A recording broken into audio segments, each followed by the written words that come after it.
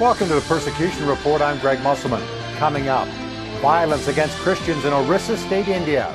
They did what they have always waited to do.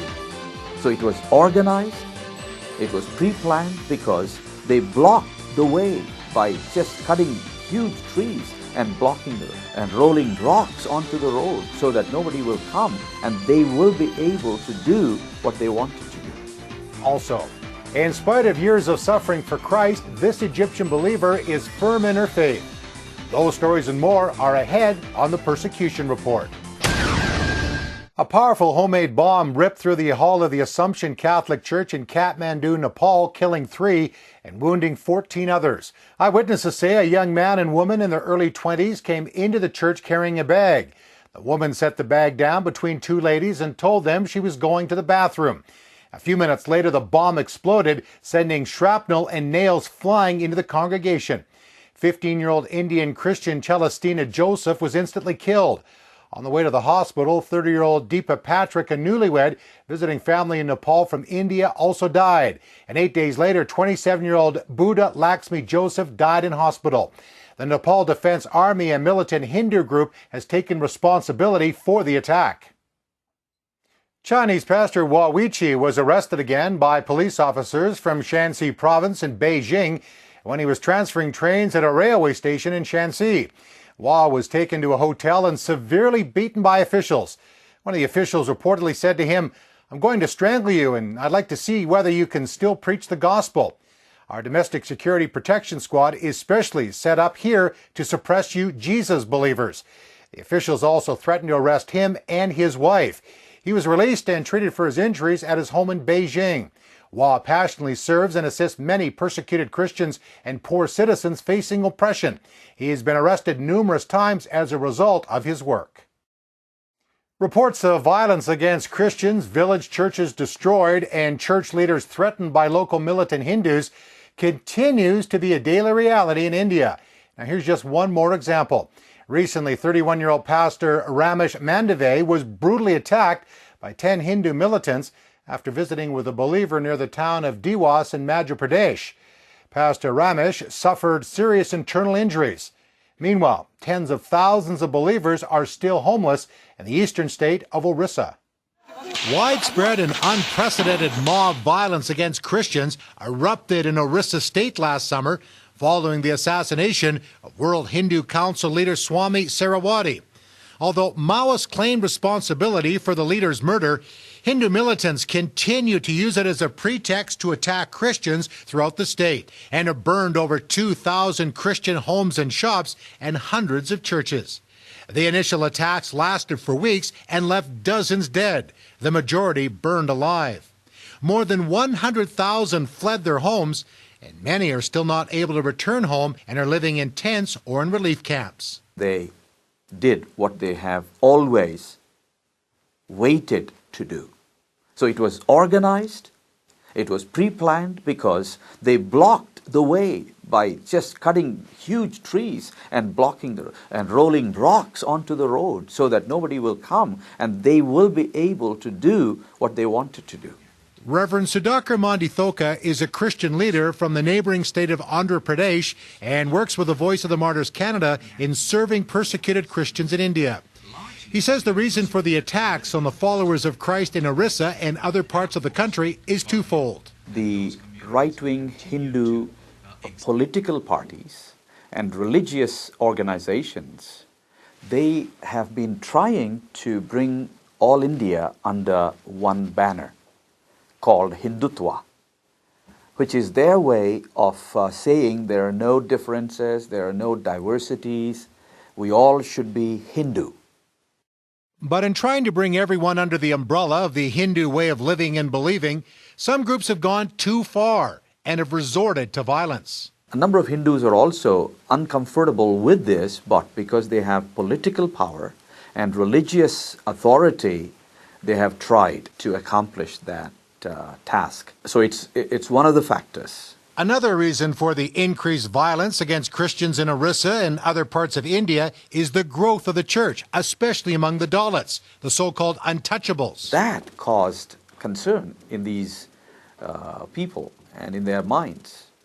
And so they want to do something to prevent this growth of Christianity, because they want India to be a Hindu nation. The women especially suffer in this kind of violence.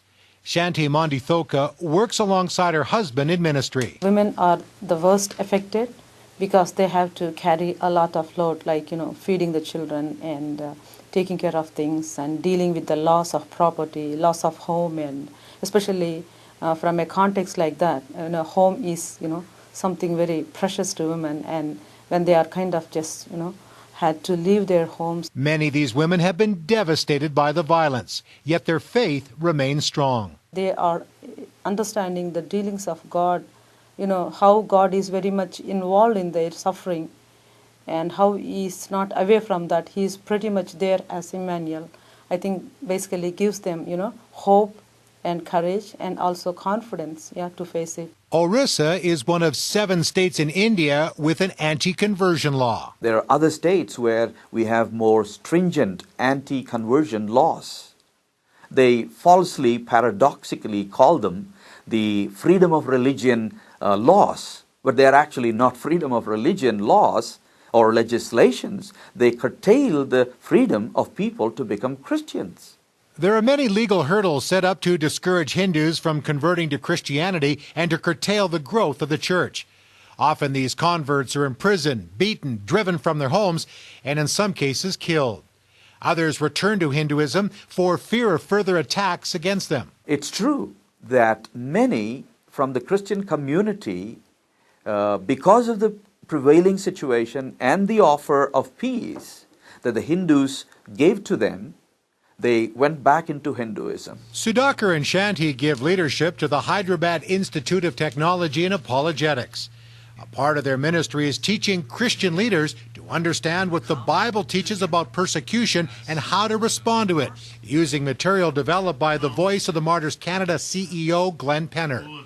And when we went to survey and see if there's another need that is waiting to be met, what we found out was that biblical teaching on persecution and discipleship and biblical perspective on the ways in which Christians could respond to persecution, that's where there was a need felt. There was a vacuum, so to say.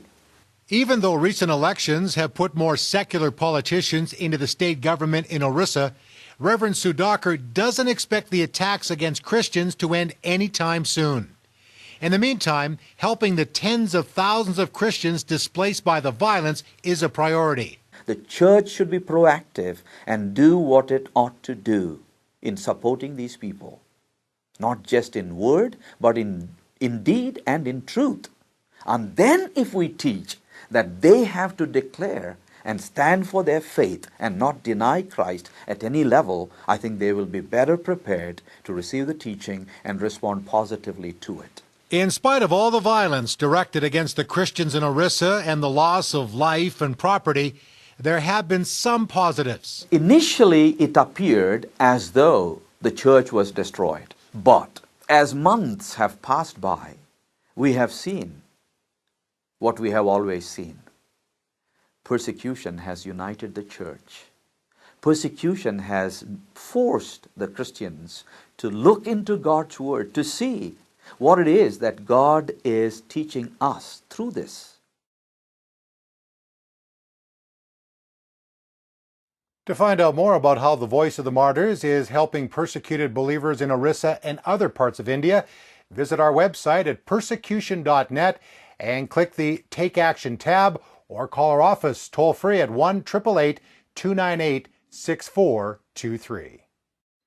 Rachel, not her real name, grew up in a Muslim home in Egypt. She came to faith in Jesus while a teenager and has paid dearly for leaving Islam, choosing instead to follow Christ, including having her apartment burned down by militant Muslims. Rachel has also faced several arrests, beatings, and torture at the hands of Egyptian police. One time, while being interrogated, the officers poured hot tea over her hands and feet. She still has the scars. She was put in a dark cell where guards threw human waste at her. She told us this experience made her want to die and go to heaven, but when she prayed, she felt God's presence. Rachel has been in hiding for the past few years in a safe house funded by the Voice of the Martyrs. She continues to share the good news and distribute Bibles. By the way, the new DVD called Egyptian Voices, Testimonies of the Persecuted is now available from VOM Canada. You can order a copy by going to persecution.net or calling our office at 1-888-298-6423. Well, thanks for watching the Persecution Report. Remember, when one part of the body suffers, we all suffer. Goodbye, and God bless. To learn more about the ministry of the Voice of the Martyrs and ways in which you can help persecuted Christians, sign up today for our free monthly newsletter at persecution.net. That's persecution.net.